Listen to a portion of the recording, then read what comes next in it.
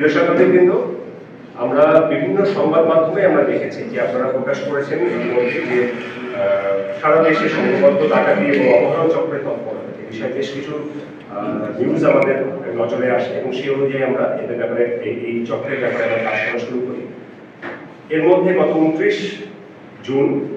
সন্ধ্যা থেকে গাজীপুরের চৌরাস্তা চান্দনা চৌরাস্তা থেকে এই চক্রটি একজন যাত্রীকে তারা টার্গেট করে এবং সেই টার্গেটকৃত যাত্রীকে তারা তার গন্তব্যে পৌঁছে দেওয়ার উদ্দেশ্যে ময়মনসিংহে পৌঁছে দেওয়ার উদ্দেশ্যে তাদেরই ডাকাতির কাজে ব্যবহৃত যে মাইক্রোবাস সেই মাইক্রোবাসে তারা তুলে নেয়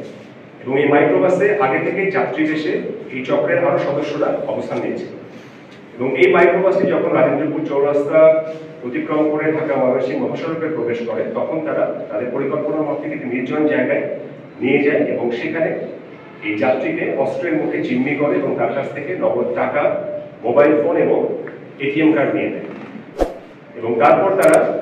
সেই ভুক্তভোগী ব্যক্তিকে দিয়ে তার বাড়িতে ফোন করে এবং মুক্তিপণের টাকা হিসেবে 50,000 টাকা নগদের মাধ্যমে গ্রহণ করে এবং সেখান থেকে তারা ময়মনসিংহের ভরাডোবা নামক একটি স্থানে নির্জন জায়গায় গাড়িতে নিয়ে যায় এবং সেখানে এই যাত্রীর হাত পা বেঁধে তাকে রাস্তার পাশে ফেলে রেখে তারা চলে আসে। এই একই চক্র আমরা ভুক্তভোগীর কাছ থেকে তথ্য পাওয়ার পরে আমরা আমাদের তৎপরতা আরো বৃদ্ধি করি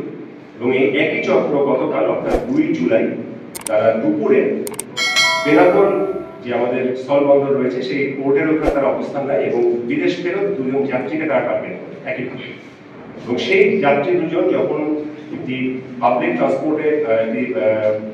বাসে ওঠে তাদের গন্তব্যে আসার জন্য তখন এই ডাকাত চক্রের একজন সদস্য সাধারণ যাত্রী বেশে তাদের সাথে ওই একই বাসে অবস্থান নেয় এবং তাদের ব্যবহৃত আরেকটি প্রাইভেট কার এই বাসটির গতি অনুসরণ করতে থাকে। বাসটি যখন ঢাকা গোপালগঞ্জ মহাসড়কে সাম্পান রেস্তোরাঁর কাছাকাছি একটি স্থানে আসে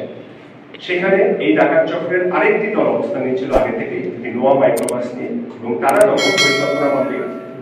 আইন শৃঙ্খলা রক্ষাকারী বাহিনীর পরিচয় দিয়ে সেই বাসটির প্রতিরোধ করে এবং বাসের মধ্যে আগে থেকে অবস্থান নেওয়া ডাকাত চক্রের যে সদস্য তার মাধ্যমে সেই প্রবাসী দুজন যাত্রীকে বাস থেকে নামিয়ে তাদের মাইক্রোবাসে তুলে নেয় এবং তারপর তারা সেই মাইক্রোবাস এবং প্রাইভেট কার নিয়ে একসাথে বক্সেরপুরে চলে আসে গোপালগঞ্জের বক্সেরপুর এবং সেখানে এসে তারা একই কায়দায় তারা অস্ত্রের মুখে জিম্মি করে সেই প্রবাসী দুজনের কাছ থেকে কিছু বৈদেশিক মুদ্রা এবং তাদের ব্যক্তিগত মালামাল লুট করে নেয় এবং লুট করে তাদের হাত পা বেঁধে তাদেরকে নির্জন একটি জায়গায় ফেলে রেখে চলে আসে। সেখান থেকে তারা বরিশাল মাদারীপুরের মহাসড়কের পাশে একটি হাইওয়ে রেস্তোরাঁর সামনে অবস্থান